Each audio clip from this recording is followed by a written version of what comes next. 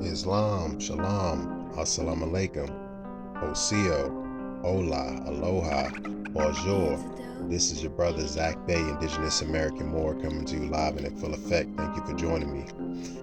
Go ahead and give the video a thumbs up, hit that like button, comment, subscribe, share, interact with the content. Coming back at you again with another episode of the Black's Law Dictionary, 4th edition. More definitions, more knowledge for your headpiece. Thank you for joining me. I really appreciate the support.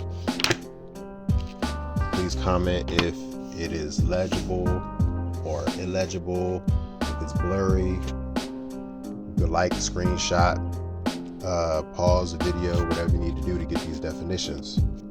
All right, so let's start it off with waive.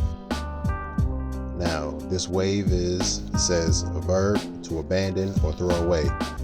This waive is when you waive your rights. If you identify yourself as Negro, Black, Colored, Mulatto, Hispanic, any of these colorful terms, you are officially abandoning and waiving your rights, your birthrights, God-given rights. You know, that is a waiver. You want to reserve all your rights and always stand on the law and stand on your principles.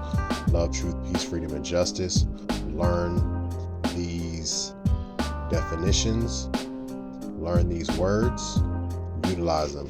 Don't waive your rights, people. Do not abandon or throw your rights away. Do not throw your birthrights away. Nationalize. Nationalization is the order of the day. Peace and love to the Prophet Noble Drew Ali. Peace and love to all the Moors all over the world. Wage, okay, we're jumping in wage. It says to give security for the performance of a thing. All right, so-called people going to work, working a job, earning these wages. A wage earner within bankruptcy act exempting wage earners from from involuntary bankruptcy proceedings. You must have as his paramount occupation the earning of a salary or wage. All right, so that must be your paramount occupation. When you're a wage earner, you're getting a salary or wage. Paramount. Otherwise, you're just performing a task, being a slave. Let's continue here. I want to check out understand. The next one is understand. To know, to apprehend, the meaning of, to appreciate, as to understand the nature and effect of an act. It's important. I really want to get into this. I really want you to understand, overstand, and understand the meaning of these words when they're being used against you. If a policy enforcer asks, do you understand? If a judge or a magistrate asks, do you understand? That's what they're getting at. Do you know? Do you comprehend? Do you apprehend? Do you the nature and the meaning of the effects? Like to have a full and clear knowledge of, to comprehend. All right. So understanding. Keep going. The law in the law of contracts, an agreement, an implied agreement resulting from the express terms of another agreement, whether written or oral. You see what I mean? Whether written or oral. So when these policy enforcers ask, do you understand what I just said to you? Or they come up to you and say, oh, you were going, do you know how fast you were going? I might ask you a question, trying to get you to give them information on their investigation. And you say, no, I don't know how fast I was going. And then they tell you, oh, well, I clocked you at going this fast. And at the end of that, they say, oh, we're going to give you a ticket, a citation or whatever, or we're going to tow, whatever they might do in their proceedings in the course of the duties that they're supposedly doing. They might say at the end do you understand, and then ask you to sign a contract. And they say it's a ticket or a citation or something, but if you're adding a signature to it, believe you me, it is a contract. Let's keep going. An informal agreement or a concurrence as to its terms. Keep going. A valid contract engagement of, excuse me, I'm trying to get a better angle. A valid contract engagement of a somewhat informal character. This is a loose and ambiguous term unless it be accompanied by some expression to show that it constitutes a meeting of the minds of parties upon something respecting which they intended to be bound. See, it's very, very important. A meeting of the minds. So it says it's an ambiguous term. I mean, it's like a widely used term, always being thrown around, but it encompasses all of these things. It's a contract. It's expression of a contract being made, and it intends, and you must be intended to be bound when you say that you understand. When you understand, when you have understanding of something, or when you understand. Keep going. So understood in law. The phrase "it is understood" when employed as a word of contract in a written agreement has the same force as the words "it is agreed." You understand? When it's understood, understanding, understand, it's all contractual when they use these words to you.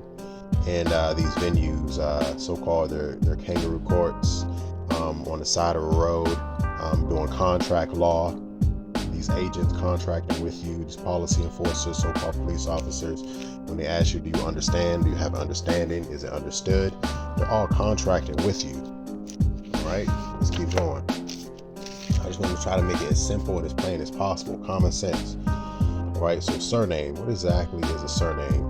We hear people outside the country say surnames or use surnames, or it was more so common in more like the olden days.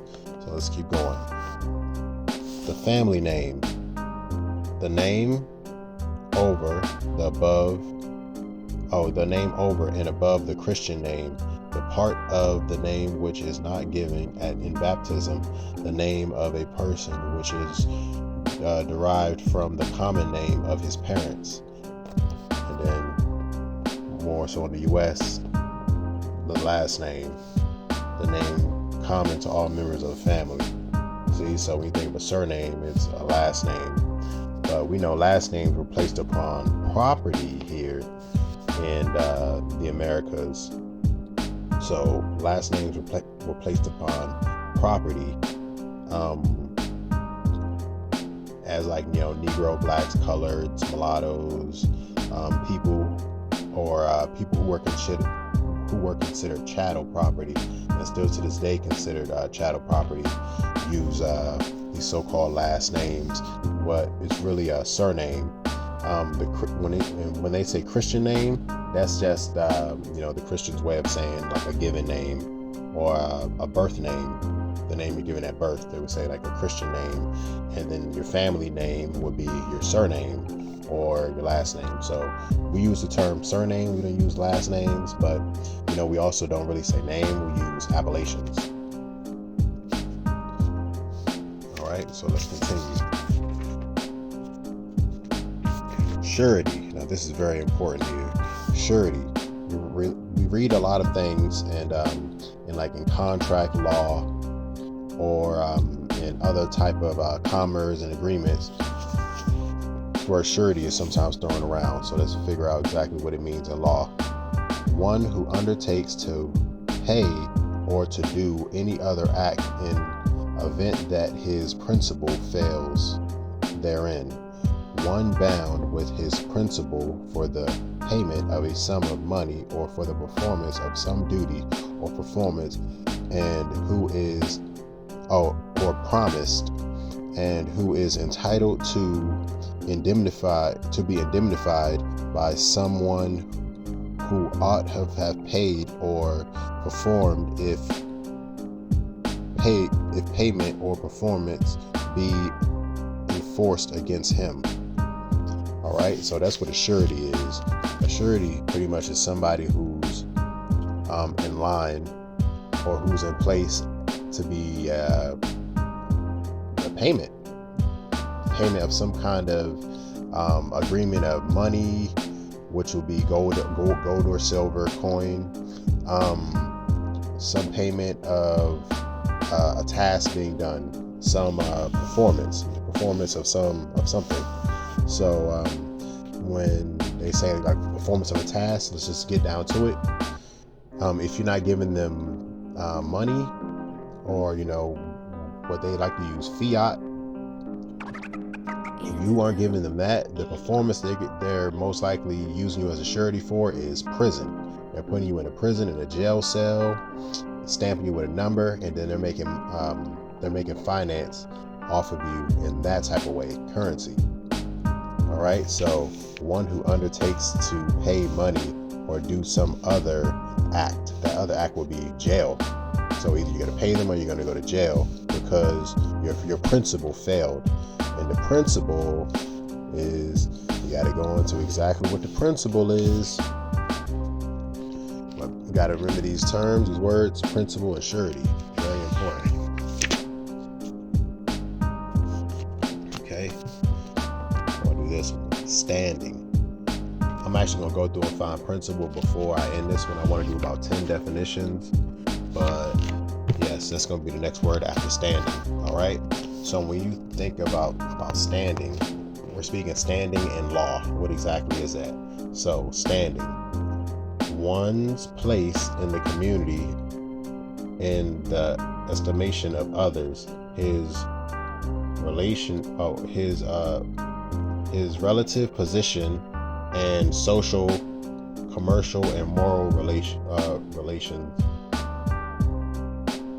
his repute, his grade, or rank. All right, so when you have standing, or you say standing in law, that's like your social position, moral position, your rank, your grade. See, we want to have this. We have the standings of nationals when we present ourselves in proper personas to juris, full life, unincorporated, unenfranchised, free man, or a free white person. When you know all these terms, you can use all these things to your advantage. Take the meat, spit out the bone, or if you're vegan, eat the fruit flesh, spit out the pits. Take what you need, leave what you don't, apply what you possibly can, get more overstanding and understanding of these terms. But we have to have the proper standing, which is our national birthright as a national unincorporated, non-Fourth Amendment, free white people upon the land. When you know those statuses, you have the proper standing. All right. Let's see. I'm going to go through these here. I'm going to find principle. And that's going to be the last one.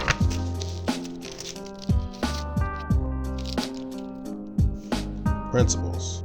Principalus. Latin. Principle. A principal, a debtor, a principal, and a crime.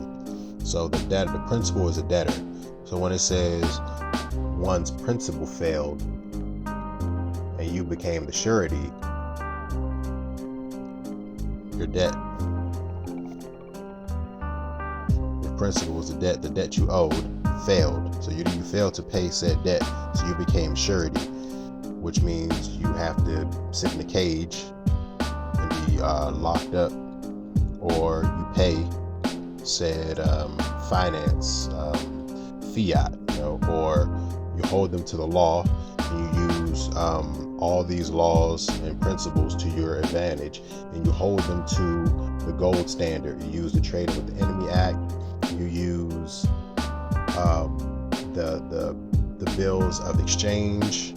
You use all of these tools, that and then some, in order to hold them to the letter of the law and to prove that there is no money and you cannot be liable to pay something that does not exist.